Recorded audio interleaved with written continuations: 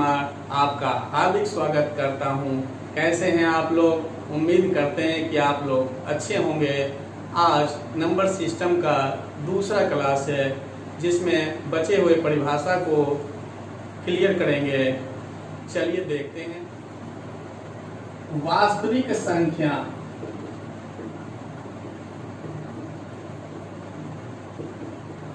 Real number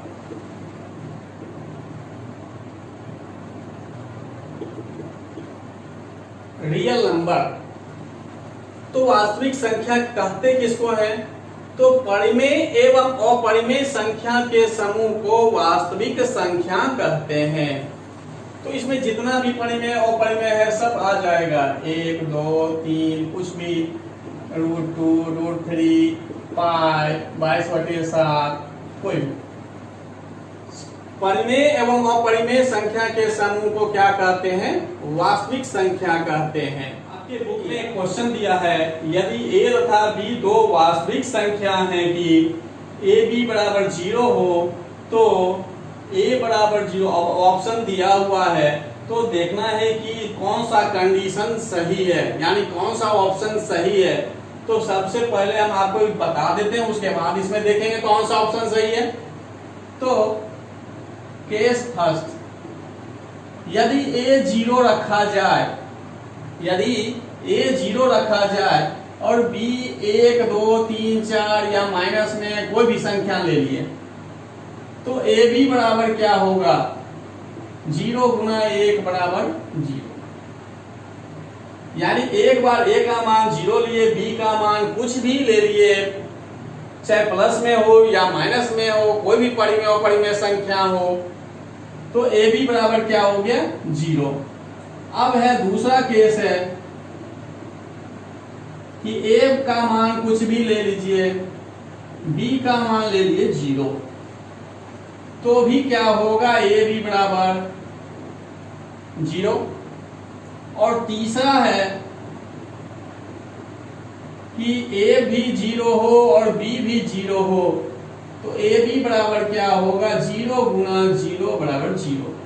तो पिछली video में आपको बताए थे कि किसी भी संख्या को यदि 0 से गुना किया जाए तो गुणनफल हमेशा 0 ही प्राप्त होता है। तो अभी जस्ट केस में देख रहे हैं कि a का मान 0 रखे, b का मान कुछ भी रखते हैं, तो a b बराबर क्या होता है? 0। दूसरे कंडीशन में क्या है? a का मान कुछ भी ले लेते हैं, b का मान 0 लेते हैं, तो a b बराबर क्या होगा? 0 ही होगा, क्योंकि 1 से 0 को गुना करिए, 2 से 0 को करिए, गुणनफल हमेशा क्या होगा? 0 होगा। तीसरा कंडीशन है कि a बराबर 0, b बराबर 0, तो a b बराबर फिर भी क्या होगा? 0 होगा। कहने का मतलब है या तो ये सही है, या ये सही है, या ये सही है। तीनों में कोई भी कंडीशन सही हो सकता है। कहने का मतलब है वो या तो ऊपर वाला हो सकता है अथवा या तो ये होगा या ये होगा। यानी या तो ये ऑप्शन भी हो सकता है, या ये कंडीशन भी हो सकता है, या ये भी हो सकता है। तीनों में से कोई भी हो सकता है। जो इस ऑप्शन को पूरा करेगा वही आपका आंसर होगा। तो देखिए इसमें एक कंडीशन पूरा किया है, a बराबर 0, b बराबर 0, जो तीसरा है। एक ही कंडीशन पूरा किया इसलिए गलत। सी नंबर में देखते हैं, a बराबर 0 कहा, b बराबर 0 नहीं है, तो भी क्या है? एक ही कंडीशन पूरा किया इसलिए गलत हो गया। चौथा ऑप्शन है कि b बराबर 0 और a का मान जो है 0 के बराबर नहीं हो, तो भी क्या है? गलत है, क्योंकि ये तीनों सेपरेट कंडीशन पूरा कर रहा है। जबकि देखिए b में क्या है? a बराबर 0 अथवा, देखिए अथवा दिए, या तो ये या ये, तीनों में कोई भी होना चाहिए। तो b बराबर 0, देखिए b बराबर 0, अथवा कहा दोनों में से प्रत्येक क्या हो? 0 हो। तो देखिए जो तीनों कंडीशन को फुलफिल कर रहा है वही आपका क्या होगा? आंसर होगा। तो ये आंसर आपका कौन सा है? बी।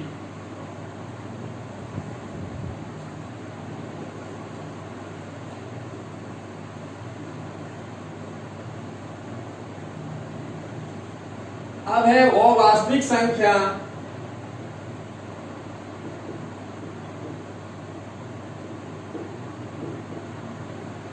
या काल्पनिक संख्या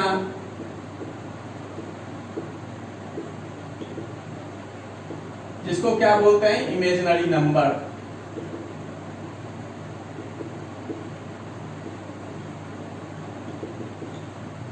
आपके एग्जाम में इससे कोई क्वेश्चन नहीं पूछता है, फिर भी थोड़ा सा हम हिंट कर देते हैं कि वैसी ऋणात्मक संख्या का वर्गमूल लेते हैं तो वो कैसी संख्या हो जाएगा, अवास्तविक संख्या।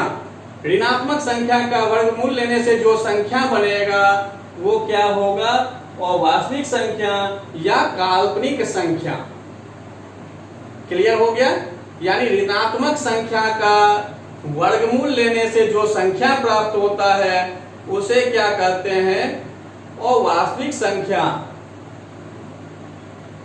For example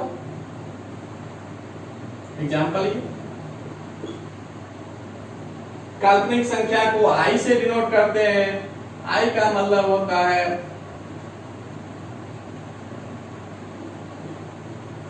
√(-1). तो काल्पनिक संख्या में क्वेश्चन पूछता नहीं, इसलिए ज्यादा नहीं बताना है, बस हो गया, एग्जाम्पल बता दिए। अब अगला है आपका सम संख्या और विषम संख्या। तो चलते हैं, विषम संख्या क्या है, ऑड नंबर।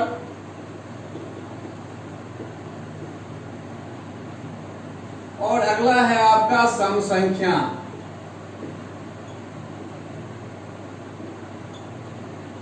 Even number. तो विषम संख्या सम संख्या में सब कुछ सेम है, बस थोड़ा सा अंतर क्या है कि वैसी प्राकृत संख्या जो 2 से पूर्णतः विभाजित हो जाए तो वो हो जाएगा सम संख्या, और 2 से विभाजित अगर नहीं होता है प्राकृत संख्या तो वो क्या होगा, विषम संख्या। तो पहला कंडीशन याद रखना है कि प्राकृत संख्या हो।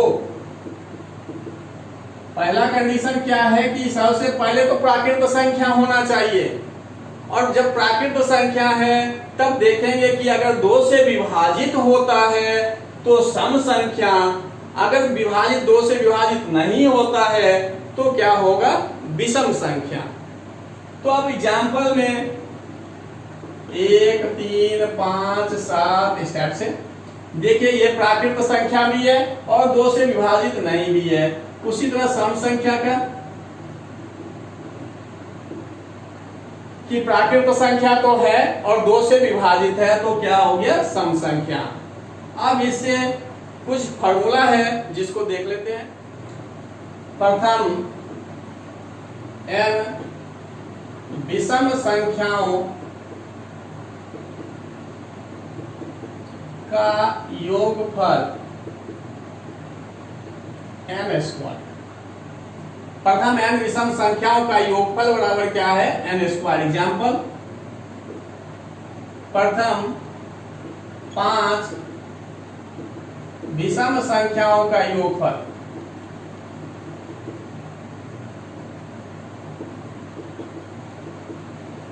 तो जैसे ये क्वेश्चन दिया 5 का वर्ग कर देंगे, कहा प्रथम n विषम संख्याओं का योगफल तो n², प्रथम 5 विषम संख्याओं का योगफल तो 5 का स्क्वायर। अगर कहा 6 का, प्रथम 6 विषम संख्याओं का योगफल तो 6 का स्क्वायर। तो एक बात इसमें थोड़ा सा ध्यान देके समझ लेते हैं। प्रथम 5 विषम संख्या का मतलब क्या है कि 1, 3, 5, 7 और 9। प्रथम 5 विषम संख्या करने का मतलब है कि जो शुरुआत से 5 विषम संख्या है उसका योगफल पूछ रहा है। तो देखिए यहाँ आ गया 25। अब इसको आप ऐड करिए 10, 3, 7, 10 और 5, 25। उसी तरह इस प्रथम 6 करने का मतलब है 1, 3, 5, 7, 9 और छठा कौन सा विषम संख्या, 11।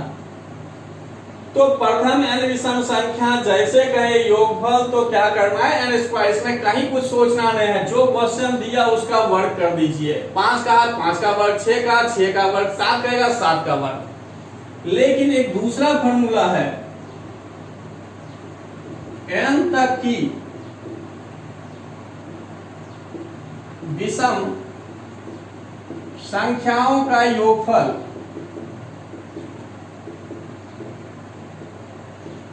तो n प्लस 1/2 का होल स्क्वायर। n क्या है? अंतिम विषम संख्या।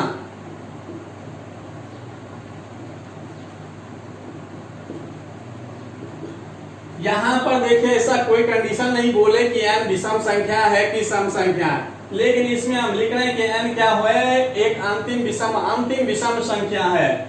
और क्वेश्चन में भी देखिए यहाँ कहीं कोई तक नहीं था, यहाँ थोड़ा सा ध्यान दीजिए, तक की बात कर रहा है। कहने का मतलब है, कह देगा कि 9 तक की विषम संख्या का योगफल।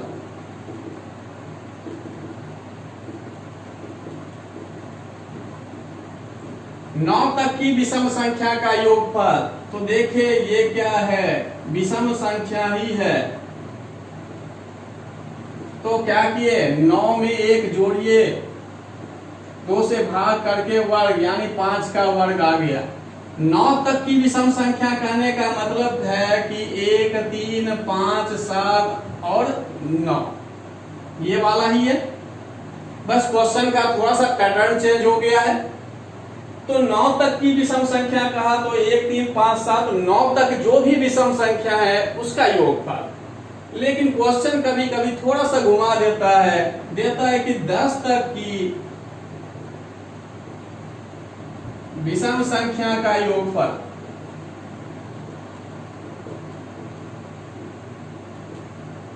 तो अभी बताए कि इसमें देखना है कि ये सम संख्या है या विषम संख्या है, क्योंकि यहाँ लिखे हैं कि n क्या है? एक अंतिम विषम संख्या है। अंतिम विषम संख्या, तो ये तो अंतिम विषम संख्या है नहीं। तो अंतिम विषम संख्या 10 तक में कौन सा होगा? 9। 10 तो विषम संख्या नहीं, तो उसे जस्ट पहले वाला लेंगे, बाद वाला कभी नहीं लेना है, क्योंकि यहाँ का तक 10 तक नहीं करना है। तो 10 से जस्ट पहले विषम सम संख्या कौन सा है? 9। बस फार्मूला में डाल लेना है, फिर हो गया 5 का। अब देखते हैं दोनों में अंतर क्या है। 10 तक कहा तब भी देखिए क्या होता है। 10 तक की बात करें तब भी देखिए लास्ट 1, 3, 5, 7, 9 ही हो रहा है। और 9 तक की बात करें तब भी है क्या? 1, 3, 5, 7 और 9, यानी दोनों क्वेश्चन सेम है। बस क्या है कि थोड़ा सा क्वेश्चन घुमा दिया, यहाँ सीधा सीधा 9 तक ही दिया और यहाँ क्या दे दिया? 10, एक सम संख्या। तो 10 जैसे दिया तो कभी भी दशमलव में आपका योगफल नहीं आएगा। सम संख्या और विषम संख्या का योगफल कभी भी दशमलव में नहीं आएगा। तो ये ध्यान रखिएगा, जैसे 10 कहा तो देखना है कि सम है कि विषम, तो जस्ट पहले वाला विषम ले लिए और सॉल्व कर दिए। अब दूसरा है सम संख्या पर।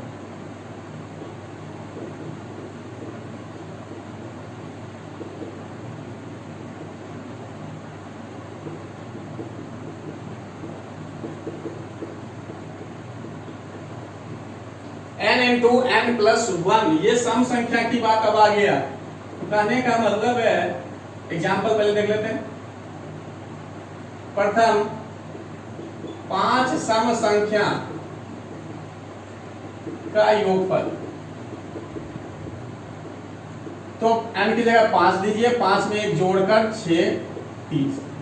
अगर कहा जाए प्रथम 6 सम संख्या का, तो 6 n की जगह 6 और 6 में 1 जोड़ेंगे 7, 42।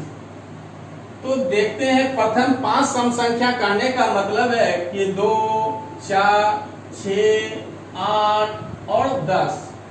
देखिए 5 सम संख्या, प्रथम 5 यानी शुरुआत के 5 सम संख्या का योगफल, यानी 2, 4, 6, 8 और 10 का योगफल कितना होगा।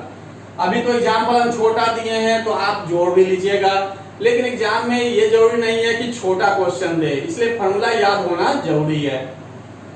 6 का कहा तो 2, 4, 6, 8, 10 और 12। प्रथम 6 सम संख्या कहां तक है? तो 12 तक, यानी 12 तक का योगफल ये हो गया। तो इसमें कोई बात नहीं है कि ये सम संख्या है या विषम संख्या, सीधा n की जगह रख देना है।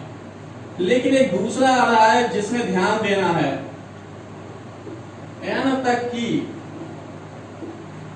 सम संख्या का योगफल।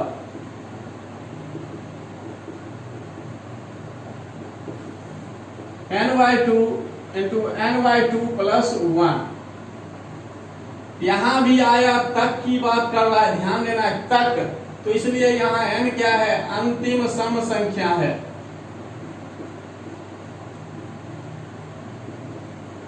जब तक की बात करें तो n क्या बन जाएगा, अंतिम सम संख्या। एग्जाम्पल देखते हैं, कहा 10 तक की सम संख्या का योगफल।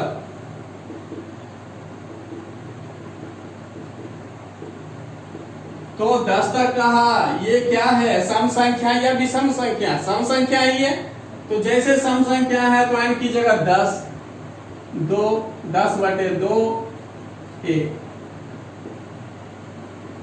तो 5 गुना 6 हो गया। और क्वेश्चन को थोड़ा सा घुमा कर दिया, 11 तक की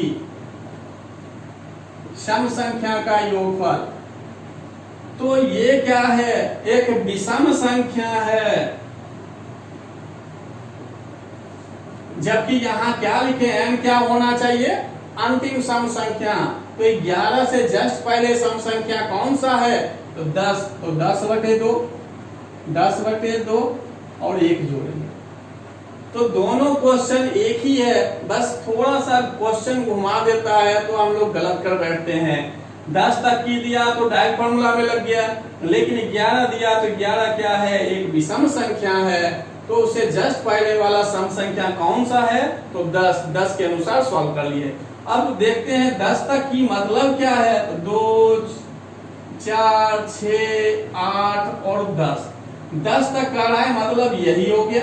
11 तक का है तो भी सेम ही है,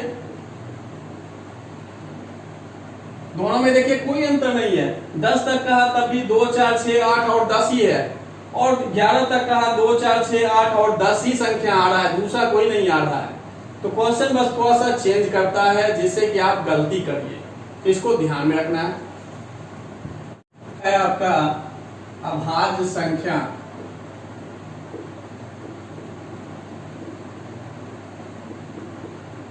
रूढ़ संख्या, इसको बोलते हैं प्राइम नंबर।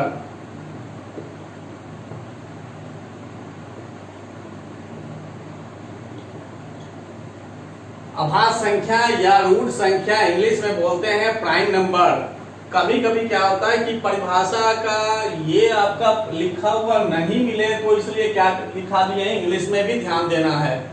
रेलवे में एक बार क्वेश्चन पूछा गया था जिसमें ना अभाज्य संख्या था ना रूढ़ संख्या था, तो जबकि इंग्लिश में क्या लिखा हुआ था, प्राइम नंबर। तो अगर नेम कभी चेंज भी हो जाता है या किसी गलती से अगर कुछ और लिखा जाता है तो इंग्लिश जरूर चेक करिए, क्योंकि क्वेश्चन जितने भी होते हैं एग्जाम में सभी में सही जो है इंग्लिश क्वेश्चन को माना जाता है। तो देखते हैं अभाज्य संख्या किसे कहते हैं। तो वैसी संख्या जो एक और स्वयं से कटे, वैसी संख्या जो एक और स्वयं से कटे, किसी अन्य संख्या से नहीं विभाजित हो, यानी एक और स्वयं से विभाजित हो, किसी अन्य संख्या से विभाजित नहीं हो। दूसरा परिभाषा है कि जिसका केवल 2 और 2 ही गुणनखंड हो, 2 और केवल 2 गुणनखंड हो। कहने का मतलब है 2 से ज्यादा नहीं हो और ना ही कम हो, 2 से कम भी नहीं होना चाहिए। तो एग्जाम्पल 2। अब देखिए 1 से स्टार्ट करते हैं। 1 का गुणनखंड क्या है, 1 ही है, 2 नहीं है, इसलिए 1 नहीं होता है। अभी क्या बताएं, अभाज्य संख्या में कम से मतलब केवल 2 गुणनखंड हो, ना 2 से ज्यादा हो और ना 2 से कम हो, केवल 2 गुणनखंड। तो 1 के लिए क्या है, सिर्फ 1 ही है। जबकि 2 का क्या है, 1 है 2 है। 3 का क्या है, 1 है 3 है। 5 का क्या है, 1 है 5 है। गुणनखंड की बात कर लिए, जैसे हम मान लिया बीच का संख्या ले लेते हैं, यहाँ 4 होगा तो 4 का देखते हैं 1 भी है, 2 भी है, 4 भी है। 6 का देखा जाए तो 1 है, 2, 3 और 6। तो अभाज्य संख्या में अभी जस्ट बताएं जिसका केवल 2 और 2 ही गुणनखंड हो, ना 2 से कम ना 2 से ज्यादा, तो देखिए जो 2 वाला गुणनखंड है वो आपका अभाज्य संख्या हो जाएगा, यानी 4 और 6 या आगे और कोई संख्या चेक करेंगे तो देखेंगे कि जिसका केवल 2 गुणनखंड हो वही अभाज्य संख्या हो। और दूसरी कंडीशन में कहते हैं जो 1 से कटे और स्वयं से कटे। देखिए 1 से कट रहा है और स्वयं से कट रहा है, 1 से कट रहा है स्वयं से कट रहा है। इस टाइप का एग्जाम्पल देखते हैं पूरा। 2, 3, 5, 7, 11, 13, 17, 19, 23 टोटल देखें कितना हो गया। चलिए आगे देख लेते फिर।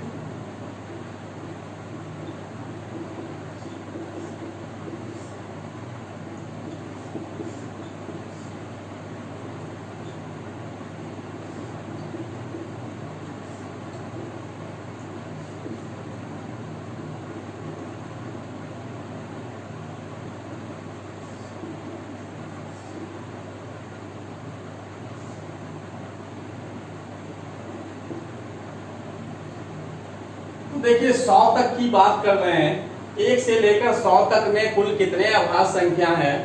तो 1 से लेकर 25 तक की बात किया जाए तो देखिए टोटल कितना है 9।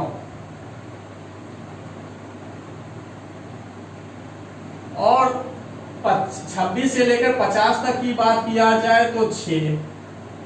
51 से लेकर 75 तक भी 6 हो गया। और 76 से लेकर 100 तक कितना हो गया 4, यानी टोटल 25। तो 1 से 25 तक 9, 26 से लेकर 50 तक हो गया कितना 6, और 51 से लेकर 75 तक कितना हो गया 4, और 75 से लेकर 100 तक कुल कितने हो गए 6।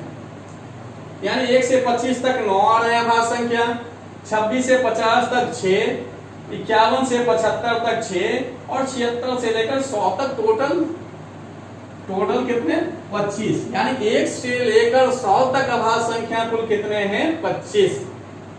और 1 से 100 तक थोड़ा ध्यान में भी रखना है, काहे कि एग्जाम में कहीं से भी 20 से ले लेगा, कहेगा इसका योगफल कितना है, या कह देगा कि 50 से लेकर 70 के बीच अभाज्य संख्या का योगफल कितना है, या 50 से लेकर 70 तक अभाज्य संख्या कितने हैं। इस टाइप से क्वेश्चन कहीं से भी दे सकता है। तो मिनिमम जो है 1 से लेकर 100 तक तो याद रखिए तो ज्यादा अच्छा है।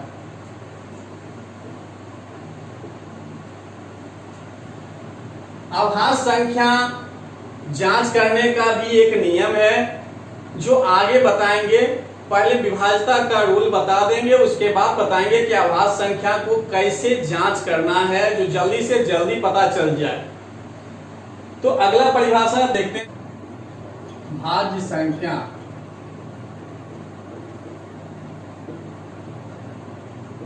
या संयुक्त संख्या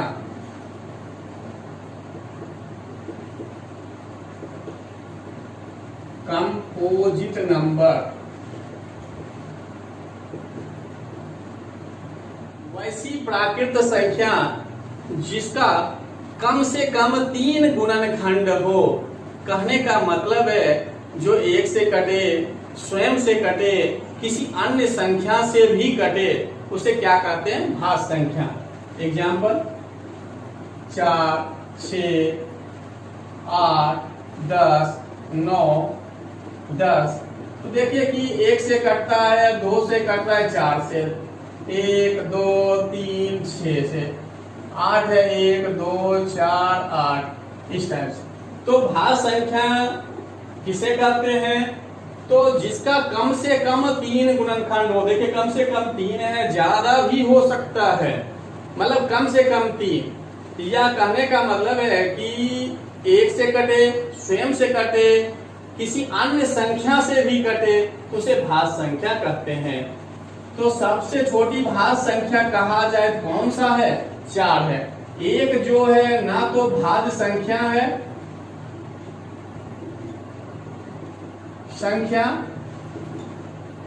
और ना ही क्या है अभाज्य संख्या।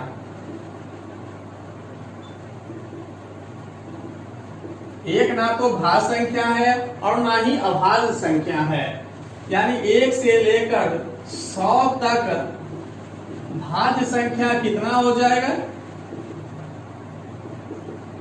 100 में जितने भी अभाज्य संख्या हैं और 1 को घटा देंगे, 25 हो गया भाज्य संख्या और 1, यानी 1 तो अभाज्य संख्या ही ना ही भाज्य संख्या है, तो इसलिए 1 और 1 से 100 तक में भाज्य संख्या कुल कितने हैं? 25, यानी 100 में टोटल 26 घटा देंगे तो 74, यानी अभाज्य संख्या और 1 को छोड़कर बाकी सभी संख्या क्या है? भाज्य संख्या है। परिभाषा देखते हैं सहभाज्य संख्या।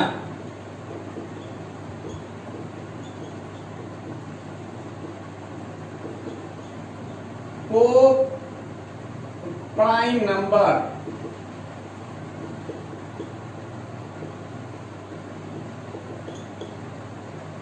वैसी दो संख्या जिसका महत्तम समापवर्तक यानी एचसीएफ क्या होना चाहिए?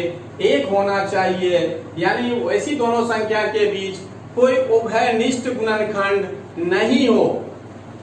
तो एग्जांपल देखते हैं, 2, 3 दोनों का महत्तम समापवर्तक निकालिएगा तो हमेशा 1 होगा। 3, 4, 4, 5 कोई भी लगातार दो संख्या लीजिएगा तो हमेशा महत्तम समावर्तक 1 ही होता है। इस टाइप से कोई भी, तो वैसी दो संख्या जिसका महत्तम समावर्तक 1 हो उसे क्या कहते हैं? सहभाज्य संख्या कहते हैं। इसका एलसीएम एचसीएफ चैप्टर में भी यूज करेंगे और यहाँ पर भी विभाज्यता का रूल बताएंगे, वहां पर भी इसका यूज करेंगे हम लोग। तो थोड़ा सा याद रखिएगा इसको कि वैसी दो संख्या जिसका महत्तम समावर्तक क्या होना चाहिए? 1 होना चाहिए, उसे क्या कहते हैं? सहभाज्य संख्या। अब है ट्विन प्राइम नंबर, युग्म अभाज्य संख्या।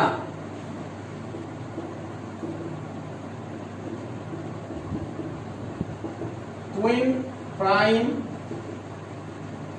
नंबर युग्म अभाज्य संख्या, ट्विन प्राइम नंबर वैसी दो अभाज्य संख्या जिसका अंतर क्या हो? 2 हो, यानी कोई भी दो अभाज्य संख्या ले सकते हैं लेकिन दोनों का अंतर क्या हो? 2 हो, यानी दो अभाज्य संख्या होना चाहिए और उसका अंतर क्या हो? 2 हो। जैसे 5, 7 2 हो गया, 11, 13 कितना है? 2। तो ऐसी अभाज्य संख्या जिसके बीच कितना अंतर हो? 2 अंतर हो, तो उसे क्या कहते हैं? युग्म अभाज्य संख्या। परिभाषा तो समाप्त हो गया है, लेकिन कुछ अभी बेसिक जानकारी बचे रह गए हैं जो अगली वीडियो में आएगा। किसी तरह की कोई कमी हो तो जरूर कमेंट बॉक्स में कीजिए, जिससे अगली वीडियो में सुधार किया जा सके। यदि मेरा वीडियो अच्छा लगे तो लाइक कीजिए और अधिक से अधिक शेयर कीजिए। यदि मेरे चैनल को सब्सक्राइब नहीं किए हैं तो सब्सक्राइब कर लीजिए और बेल आइकन पर क्लिक कर लीजिए, जिससे कोई भी वीडियो अपलोड करें तो नोटिफिकेशन आपके पास चला जाएगा। धन्यवाद।